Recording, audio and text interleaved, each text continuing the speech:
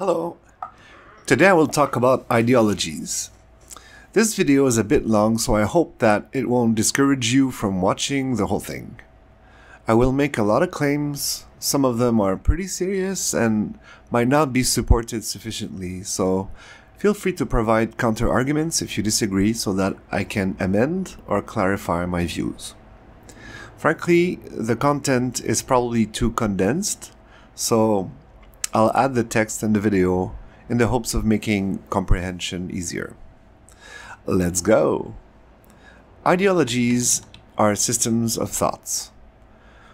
But what distinguishes them from other systems such as theories, philosophies, abstract models, and so on, is the fact that they are centered around an ideal, hence the name. Ideals are authoritative moral claims that are considered true a priori by the beholder. Ideas, on the other hand, are not only amendable, but they refine themselves towards truthfulness by being subjected to successive tests against either the physical or human reality. Ideals will not go through this test because they're considered true already. Learning involves redefining old ideas into more accurate ones. It should be clear that you cannot learn to have a better ideal from an ideal. Similarly, you cannot learn to get a better ideology from an ideology. In other words, ideals and ideologies do not have the intrinsic epistemic qualities necessary for them to grow into better versions of themselves on their own. As we will see, neither do they have the qualities that would allow them to be amended by external ideas, and so ideologies have to be dictated. The purpose of ideologies is to correct prevalent social practices or values that are considered bad by the ideologue. A healthier approach would be to use ideas and participate in the social sphere of ethical discourse. The challenge in doing this is that a lot of people will disagree with you, and so the human test that you rely on to establish a truth value to your idea is telling you that you are probably wrong, although it might not be the case. In other words, this would involve compromises or diplomacy, and you may risk changing your mind altogether in the process. The ideologue cannot afford to compromise his ideal, so instead of participating in this social dialogue, he will adopt a political approach.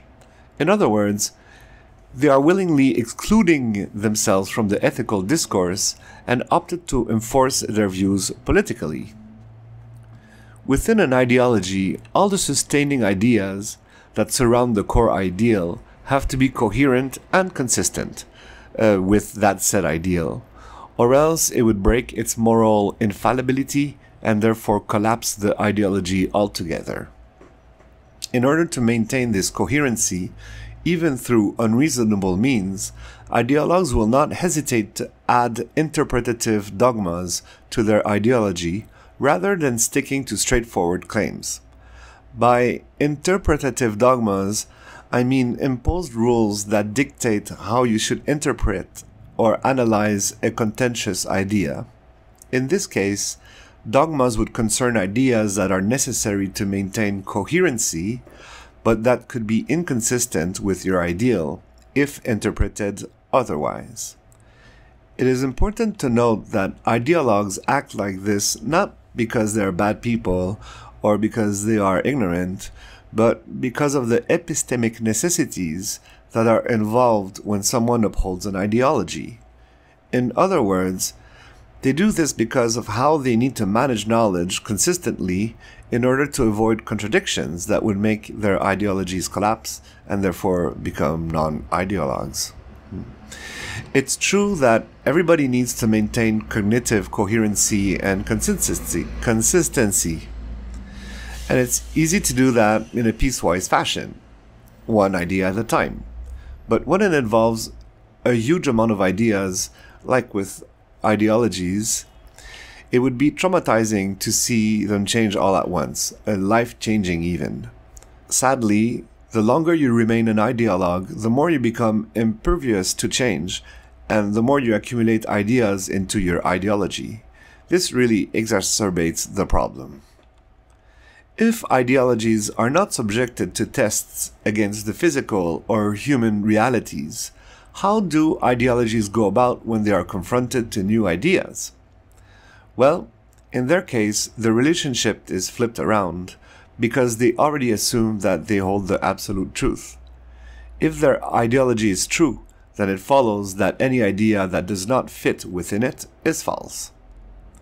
Being the beholder of truth, the main task involved for an ideologue is to discard false ideas. So for them, it's a matter of applying an early rejection filter. In the cases where ideas make sense but could jeopardize their ideology, they have to invest some time in creating dogmas. This is why ideologies tend to become a rhetorical mess over time. As a side note, when ideologues hang out together to artificially reproduce a social consensus that makes them feel right because their ideas are validated by others, the most fun they have is when exchanging these dogmas. For them, this is considered smart, intelligent, and even forward-thinking. This dogmatic aspect is also pretty apparent when you actually try to talk to one of them. They always recontextualize what you say into their own ideological perspective or framework in order to reject your claims. It's odd and really annoying because they usually denature your idea in the process. A key observation is that since ideologues attribute truth value in a self-referential way, this ends up creating a false sense of consciousness for lack of having an exterior reference to keep their perceptions of truth in check. This false sense of consciousness does not only apply to ideas, but also on how they attempt to solve problems. When an ideologue notices a problem that vaguely relates to his ideology, he will forcibly claim that the cause of this problem is the same injustice that his ideal is set to fix in the first place. Since the goal of your ideology is to fix an injustice, and since it also trains you to assume that the cause of problems is that same injustice, you will never fix the problem in your eyes. In other words, ideologies are self-perpetuating. In the objective reality, though, ideologues will probably correct the injustice at some point, for real, but they will never stop fixing it because of what I just mentioned. They believe it's always there, all the time. A consequence of this is that an ideologue is doomed to overcompensate and inevitably create the antithetic injustice in their society, which is bad and ironic. At this point, ideologies are starting to resemble a self-imposed prison of the mind that also hinders your chances of getting out of it the longer you stay in there. It's quite perverted. At a greater scale, any ideology over time will start to dismantle the sphere of ethical discourse found in society by simply bypassing it and flooding society with their ideological perspective. Frankly, this is when things can become really scary, because they end up affecting institutions like laws, education, policing, and so on, and so on.